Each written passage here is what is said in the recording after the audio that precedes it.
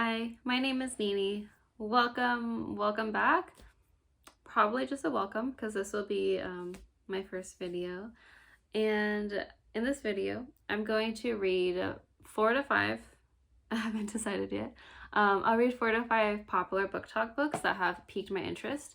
I have read a couple of really hyped book talk books within just this past year as book talk becomes more, I don't know, prominent on social media and just the book community. I haven't been on it exactly, but I've seen videos about it, Twitter posts, stuff like that. So I guess I'm just adding my own opinion into this community. And I don't know, I just want to meet people who think differently or think similarly and have these conversations about books that we like or dislike. So if that sounds interesting to you, please enjoy the video. The first book I plan on reading is Normal People by Sally Rooney, which feels like a current booktube classic, maybe. I don't know. I feel like more and more people are picking it up. I've seen it everywhere. I think this was published a couple of years ago, and I remember seeing it all over the place. This was published in 2018. About 4 years ago. Yeah, that sounds about right. This cover, very recognizable, very iconic. I wouldn't say it's iconic, but people are like really, really obsessed with this story. That's just about 2 people. Not to diminish what it has or what it has made people feel, but I've heard some people say it's boring. Some people say they feel really seen in it. And I am just kind of interested to see where I fall on that spectrum. Especially because my friend is letting me borrow this and she absolutely loved it. I did watch the first episode of the show, which I hope isn't like cheating or anything, but I really like the vibe of it. So maybe it's just my time to pick up a book like this.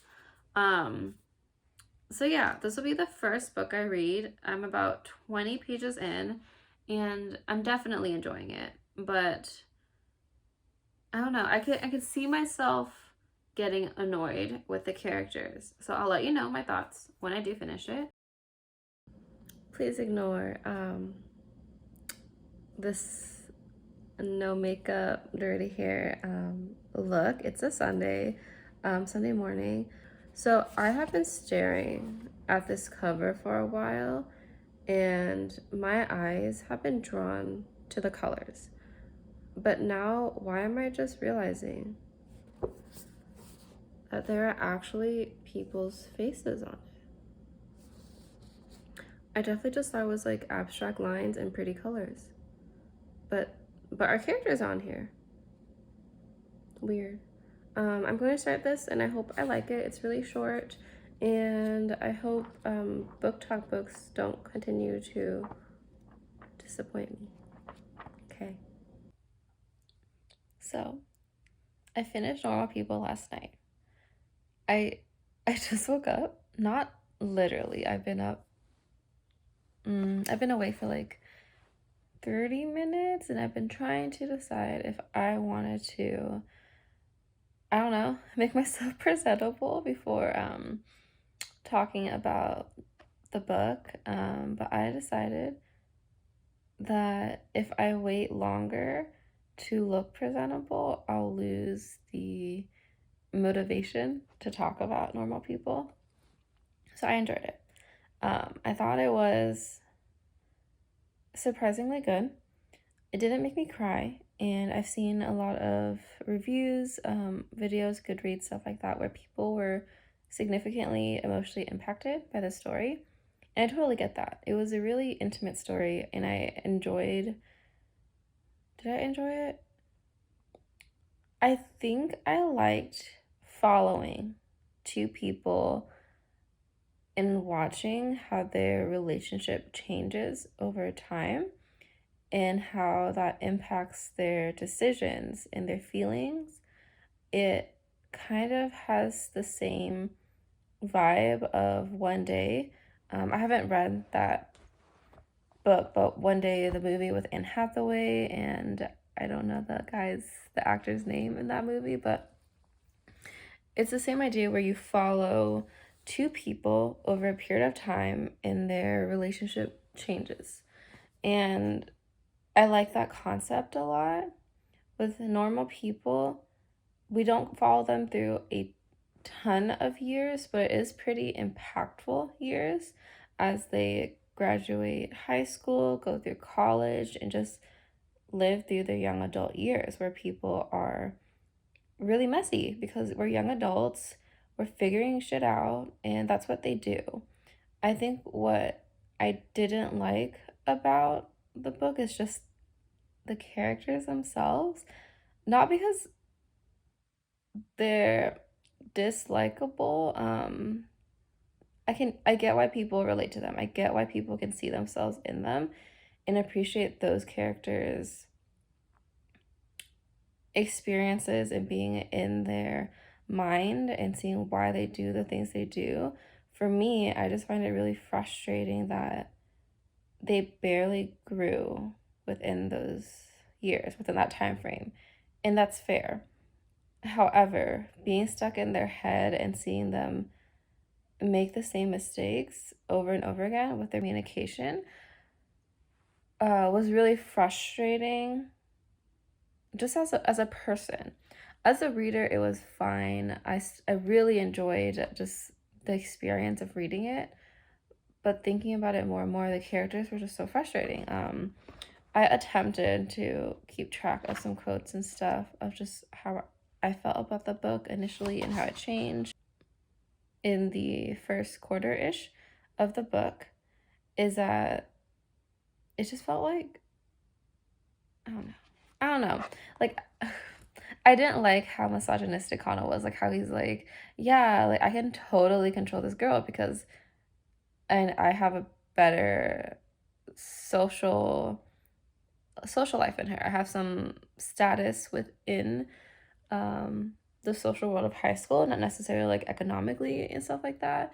And I get that is his flaw, that is his problem.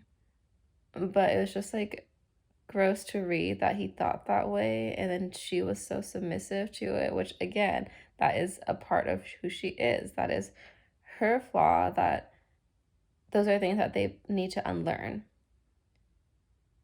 But I don't know if I wanted to be a part of that process necessarily. So it's just very conflicting because these people feel so real, and it was like reading your friend's experience in a really toxic, codependent relationship and constantly trying to give them advice, and they just don't make that change or effort to. I guess they kind of made the effort to. I shouldn't dismiss that, but also they're not real people. It was frustrating, but in a good way. Like, I think Sally Rooney did a really, really good job portraying these 20-year-olds struggling with life. Yeah. It's definitely not a new all-time favorite. I do want to watch the show. I think I would vibe with the show a little more because I watched the first episode before I started the book, and I really liked how the quietness of the book, like the fact that we follow such mundane things, I like how that was interpreted visually and cinematically. So I do want to watch the show. I don't regret reading it. It's just, I get it, but I don't get it.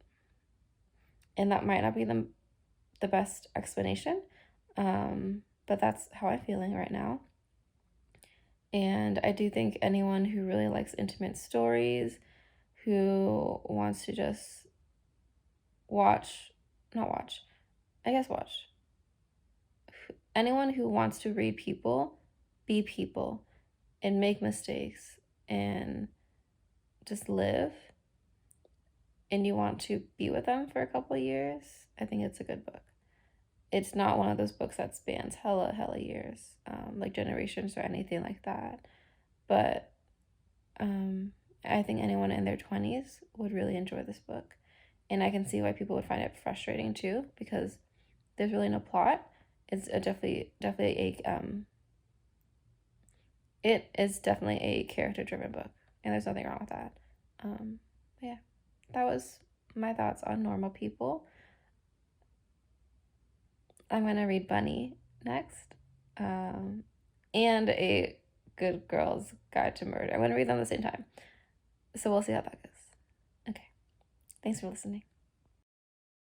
Hi, please ignore my unmade bed. I just got home from work and I just thought I should give you a little check-in about how Bunny is going. So the writing is very, very different from Sally Rooney's, and that's not a bad thing. I definitely still enjoy the writing, but it's a lot more detailed, so it's definitely taking me a while to get into.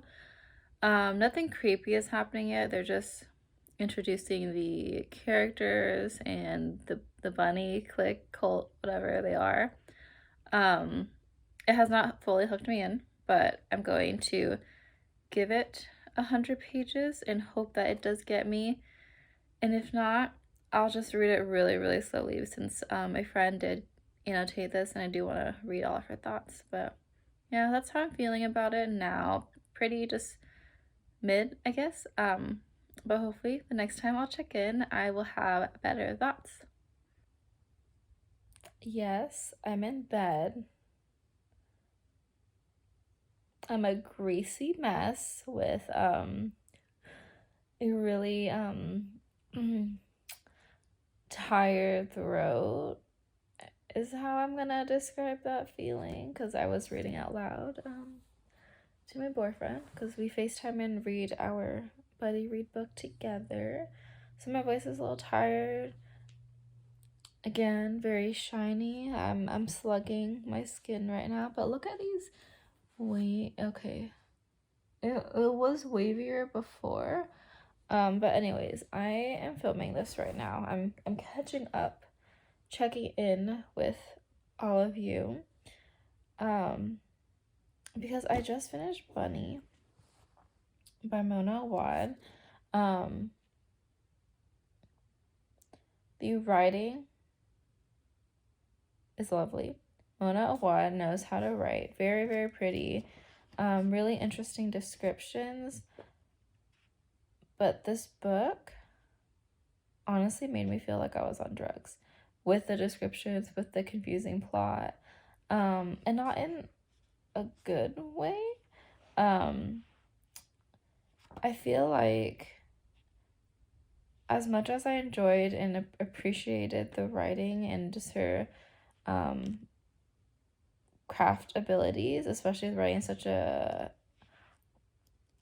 interesting story, it wasn't that enjoyable for me because the pacing felt so slow. Like I really, if this book was not annotated, if I didn't have my friends' reactions to everything and to feel like I wasn't reading this by myself, I don't think I would have finished it.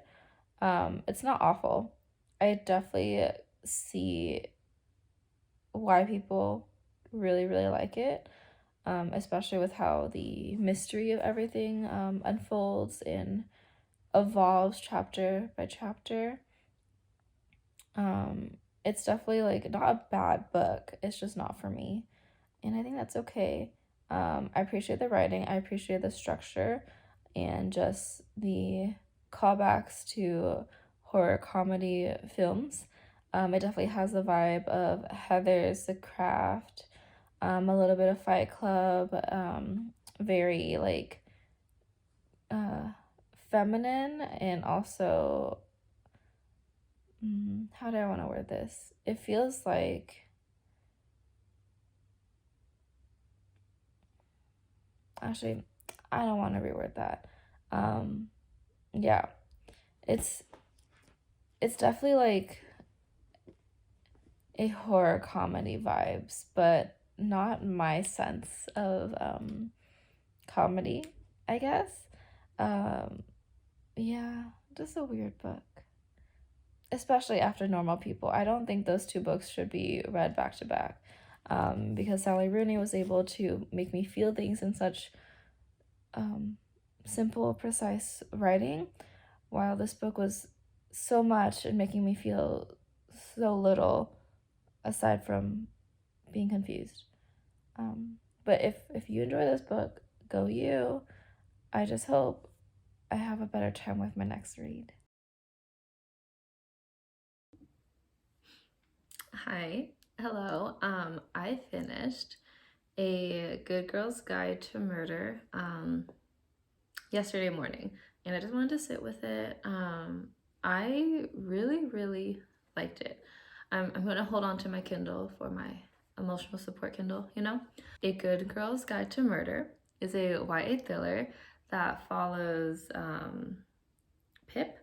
She is working on her senior capstone. She is trying to solve her small town local murder where a childhood friend type of person was a suspect. He allegedly killed the girl who was missing, the queen bee, Papa Girl.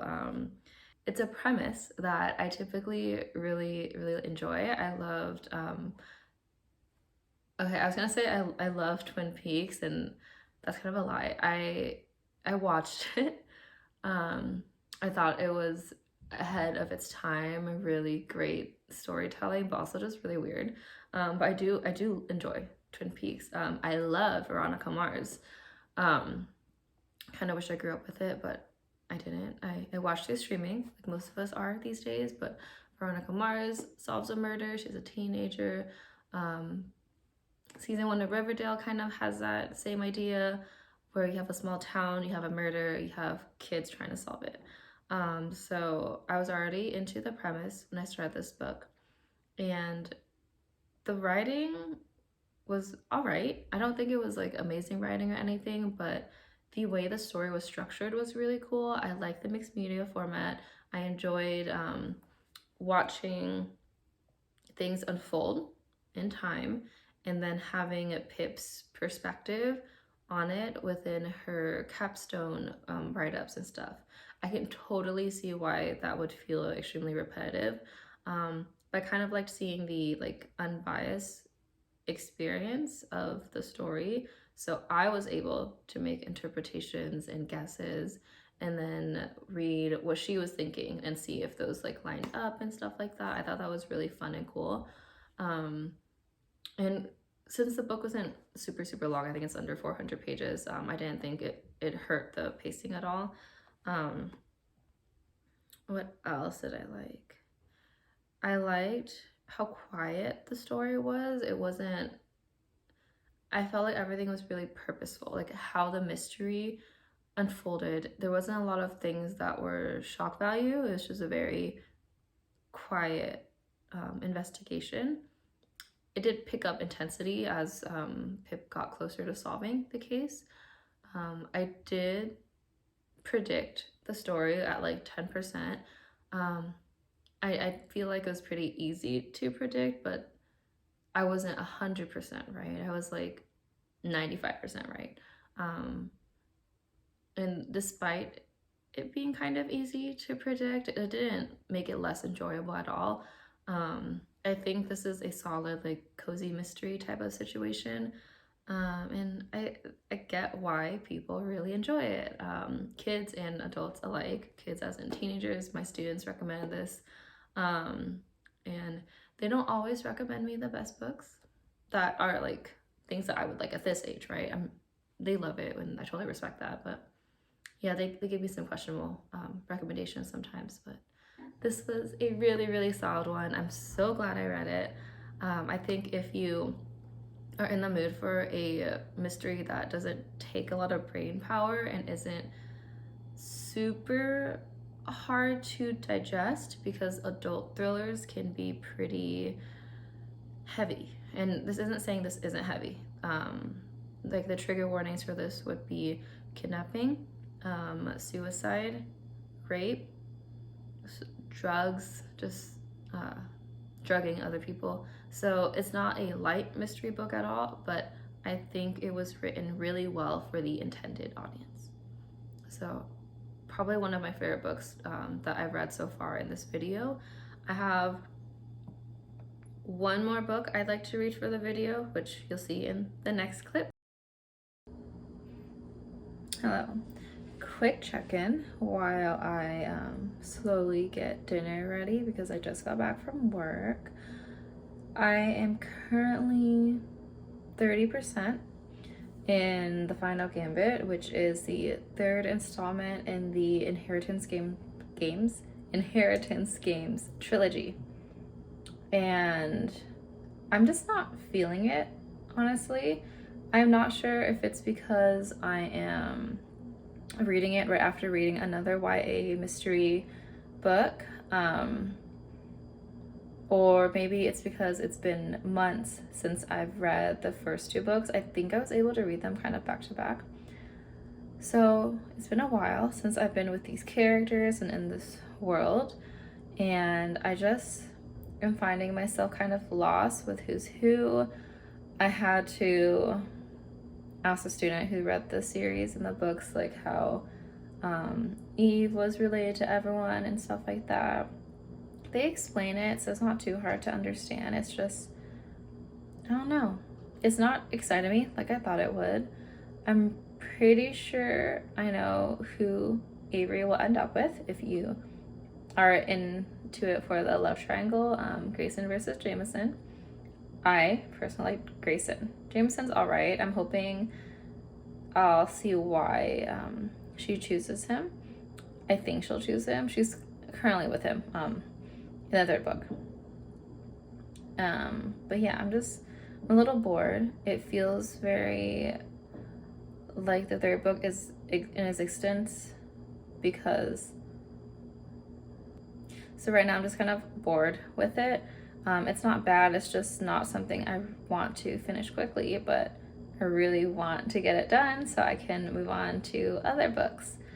But yeah, that's a quick check-in. Currently not feeling it. It's not bad, it's just a bit slow and it's not fully captivating me, especially with the conflict in this particular installment. Hi everyone, I'm back for a check-in and I have decided that I will be DNFing the Final Gambit, the third book in the Inheritance Game trilogy, because I simply do not care about any of the Hawthorns anymore.